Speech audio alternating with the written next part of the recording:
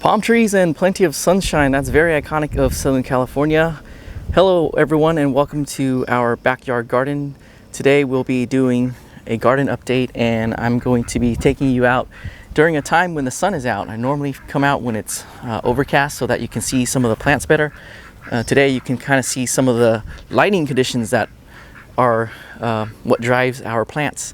Today is Friday, or actually today's Thursday, June 9th. And we're going to be looking at most of our tomato plants. And in these tours and updates, I like to provide analysis of what's going on so that you can see if you can apply it to your gardening environment and your gardening style. Today, I'm going to be talking about some of the things that you'll see on our tomato plants, and you may notice that there are leaf curl on the plants. I found that with the large pole varieties, leaf curl might be a self-pruning mechanism. So if we say all the variables have been taken care of, leaf curl might actually be a natural thing that happens here in Southern California. When there is a lot of sunlight, the leaves will curl, and I think that's the plant's way of saying that we can't take any more, so we'll just curl it up a little bit so that we can get less sunlight. Secondly, there is, as I mentioned, a natural pruning mechanism where the sun can hit the plants and ripen our plants or the fruit much more quickly.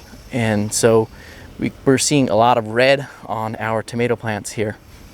The other thing is that sometimes you can have issues in the soil with root knot nematodes or some type of deficiency in both nutrients and water, and that can lead to leaf curl. So once again, this scenario here is probably with ideal conditions, everything happening in a natural state. So this is our Costoluto Genovese tomato. We're having a stellar year with this variety, and it's a good tasting kitchen tomato.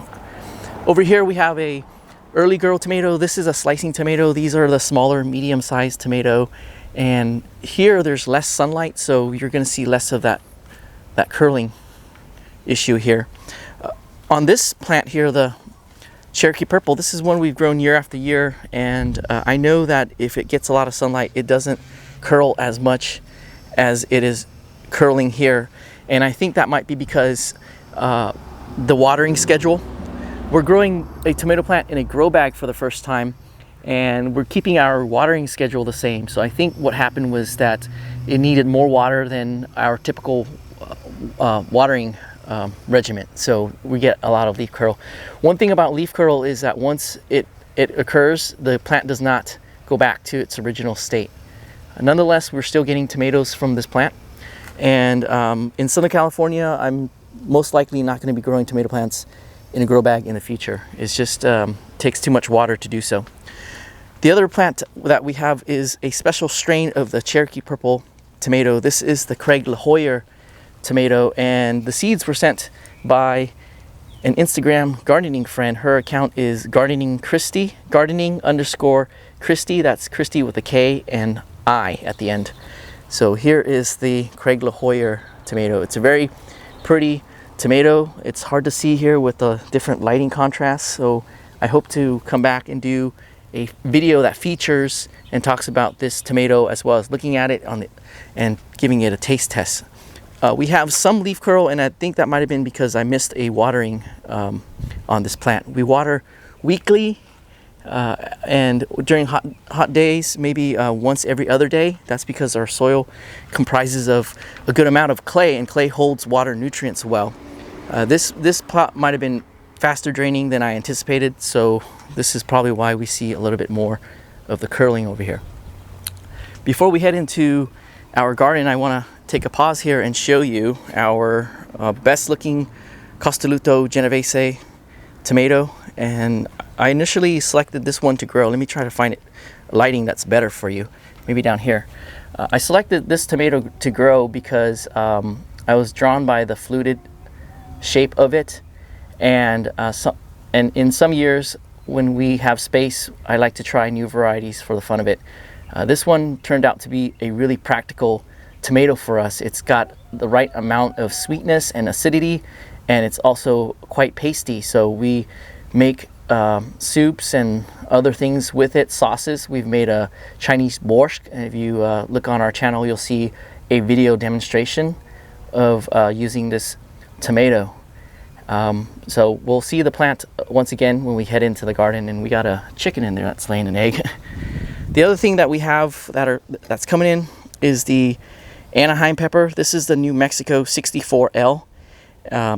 This Anaheim pepper, when they take it over to New Mexico and they grow it in the Hatch Valley, it's called a Hatch pepper. So most Anaheim peppers grown in New Mexico are known as Hatch peppers. They are a very popular pepper because they are very versatile in the kitchen, and we have them growing. So this is the New Mexico 64L. It's developed by the University of New Mexico. Let's enter in our garden, and we're going to swing right behind us to look at the Principe Borghese tomato. If you want to give it an Italian pronunciation, it's Principe Borghese. It's a great tomato for sun drying and making sauce if you just need a little bit of tomato, or flavoring your dishes if you need a little bit of tomato. If you need sauce, you're going to need a lot more. Burpee Gardens sent us some trial plants and sample plants, and this is the Cherokee, not Cherokee, this is actually a beefsteak type of tomato. They call it the Dark Star. It's supposed to grow this darker color beefsteak. It's almost as if it's the Craig Lahoyer tomato. So we're gonna see how it grows. We get some sunlight here in the morning and late mornings, and we have it planted here because with June, if we plant it over there, I feel it might be too much direct sunlight and the plant won't thrive. So we're going to see how it grows in this location with this lighting setup. Those are our herbs, and if you caught the tour and past updates, you'll know what those are about. So I just want to come in today and just highlight some of the things that we have growing. We're growing some buttercrunch lettuce on this vertical planter. Our mid-pride peaches are ready. We've been harvesting and eating them. So we got mid-pride peaches, and then up there we have the peppers. Actually, I'll take you up there because there's something I want to show you, which is the broccoli. Yes, we're in Los Angeles. Yes, it's June. Yes, it's hot.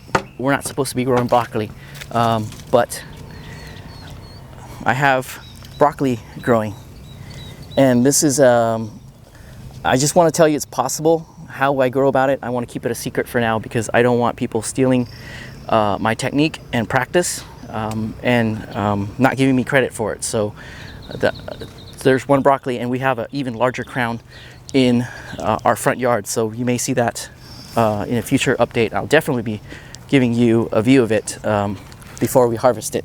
So let's come back down. Oh, by the way, that's where we have our Hatch peppers.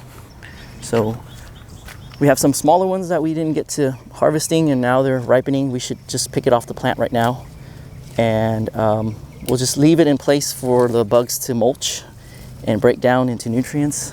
Let's see, we have onions here. We have some red onions. We're growing a lot of them this year, and I haven't really checked on them. They're starting to bulb up pretty good. Let me stick my hand in there for some scale.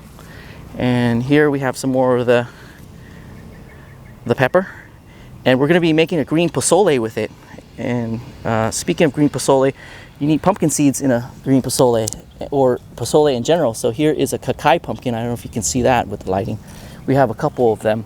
They're obviously not ready for seed, but we do have one that we're going to be harvesting for making green pozole, and it's down there. So we're going to be able to get some pumpkin seeds for our green pozole. We have all the ingredients but tomatillos. We parked the tomatillos because we don't have space to grow them. So next year we'll find some space and grow them so that we can have the complete garden to table experience. And the reason we parked the tomatillos is because they take quite a bit of space to grow, and they're relatively inexpensive at the market. So they're on sale right now for 50 cents a pound. So that's why we didn't grow them. So instead we grow something else. Here's an update on our pepper plants. This is the Marzano, aka Ahi Rocoto. We got some Alma paprika that coming in. The Alma plants, I didn't transplant them as soon as I should have, and so they're playing catch up right now. They're spraying their roots and they're playing catch up. We have Gailon. This is early jade. We do the cut and come again. So we do the initial harvest. We leave some nodes and they grow into new harvest for us, and we could get maybe 2 or 3 more harvests before we need to get new plants. So we got some early jade. This is noble jade over here in this patch. And then the other day, or I should say last night, we harvested some of the early jade, and you can see we left the nodes down there, and they'll sprout into new growth for us. Over here is a thick patch of Roma tomatoes, and we're waiting for them to ripen. And when it comes to gardening, I try to be hands-off as much as possible, but after years of growing Roma tomatoes, I think I've come to the conclusion that I need to thin them out, to prune them. They don't self-prune the way these pole tomatoes do. So I think for a good harvest, I need to come in and thin them out. So I may take some time to do that. In the front yard, I already did that with a row of Martino's Roma. And tucked in here, we have another beefsteak type tomato. This is the mortgage lifter, if my memory is correct. This is either mortgage lifter or beefsteak. So we have that growing in a pole manner. And then here is another look at the Castelluto Genovese tomato. That's more of the Italian pronunciation. If you want to give it American pronunciation, you can call it Castelluto Genovese or Genovese. So, and if I didn't already mention, with our summer weather, the pole tomato plants, the production dwindles because as I read, tomatoes tend to tend to get pollinated around 80 degrees, and above 85 they become sterile, so the plants don't produce. So, and that means that we're gonna thank the plants for this amazing harvest, and we'll look to plant something else in its place, maybe some corn or something in its place. We'll be sowing some more Castelluto Genovese tomato plants for a fall harvest. So that's what we're going to be doing. Over here, we're playing catch up with this growing space. So we have a cucumber plant here. This is the Yamato Sanjoku, if I'm pronouncing that correctly. It's a very productive Japanese type of cucumber. It grows to about 3 feet. I think Sanjoku means like 3 feet. So this year we have 1 plant. Last year we had 2 or 3, and there was so many that we just couldn't keep up with all the cucumbers that we were getting. Our bitter melon are finally popping out. I was concerned that our seeds were not viable, and so we have some plants here. Last year the cucumber took over this entire place, and the bitter melon didn't really have a chance to grow. We got maybe 1 or 2 3-inch long bitter melon, and that was it. And we got one where we can seed save, and that's how we're able to grow these ones. So this year I'm hoping that we will make up for last year and get more bitter melon in our diet. Here's another look at the Kakai Pumpkin, and we have another one over there. I'm on my camera today so I can zoom in for you, but I guess the lighting doesn't help. All right, let's zoom back out and continue on. Let's see if there's anything interesting to look at. Here's our pepper bed, and peppers are starting to come in. We have bell pepper. This is an orange bell pepper, one that we seed save. It's grown well for us. This is one of the original sample plants that Burpee sent us. This is probably back in 2020, two years ago, or even 2019, and it still continues to grow. And then this is a new one that they sent us for this year, and this is the Aleppo pepper. So yeah, once again, they sent us what they send, just the varieties just match up with what we're trying to grow this year. The Aleppo, along with the Alma, those are paprika type peppers, and we make paprika powder once every other year to put in the pantry for use. Here is a green stalk that I probably don't show too often. We have some Himo Togarashi peppers that are growing. This is one that's great for pepper powder. We mix it with another type of pepper to give it a fruity, powdery paste, not paste, but powder. I didn't want to say powder like consecutively, so I had to throw in a different word in there to throw you off a little bit. But yeah, great for pepper powder. We got 2 plants here. We got, I think, 4 other plants elsewhere. And then we also have potatoes that are growing in here. So if you caught previous updates, this is a kitchen garden, and basically we get our produce from here. We try not to store it in the fridge, and often the case we don't. So that means we grow for small successive yields. We have potatoes as one example. They're in various stages, and so when we harvest, we have enough for saving to plant in the future, and then also to make a meal or two out of them. So you'll see potatoes in different stages. So here's one in this stage, and then we got some potatoes that are further along here in the green stalk. And we have thyme. That's something that I use a lot of, and I found that if you prune, when it starts flowering, if you do a heavy prune, it will grow back, and you could get thyme. Here's parsley. We always have parsley growing. It's a long growing plant. The parsley is great in the garden. So here's more thyme that's growing. So yeah, once it starts to flower like you just saw in the green stalk, give it a hard prune, leave about maybe 3-4 inches, and it will grow back new green leaves, the leaves that you want to harvest and use. Have some carrots, and then this is an eggplant. These are the Asian long eggplants that we're growing, and I'm hoping to eat more of them this year. And I enjoy the Panda Express fried tofu eggplant, so we're probably going to make a lot of that with the eggplants that we get. Let's come this way over here and show you another eggplant before we head off to the rest of the garden. We have this is the Black Beauty eggplant, and right now the eggplants are small because they're not getting the sunlight that they need, because the tomato plants are blocking them. But the eggplant is a long season plant. Once we remove the tomatoes, we'll start to see large eggplants, but right now we have some harvestable amounts, so we can still use it in the kitchen. In front here we have some zinnias, and the idea is to transition our garden to the summer months.